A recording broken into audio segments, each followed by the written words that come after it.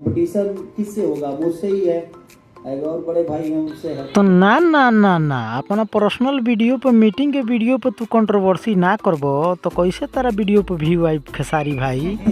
तो प्रॉब्लम ये है कि हम कोशिश करते हैं कि जहाँ हम रहे वहाँ वो रहे, जहाँ वो रहे तहाँ हम रहें। तो भैया हम तो होके बतावे के चाहतानी कि वो पावर स्टार हमें, उनके कंपटीशन कोई तारा बस के बात नहीं खे।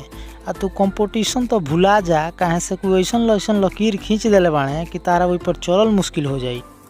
2 गानों के लिए कम से कम 4 महीना हम लोग को, मैं भी बोल रहा हूँ। बताओ तारा 2 गाना में 4 महीना लागता।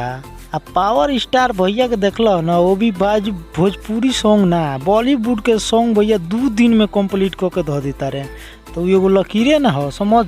तो कहीं ना कहीं और आप सबका सहयोग चाहिए बेहतर सिनेमा के लिए, क्योंकि भोजपुरी अधिकांश।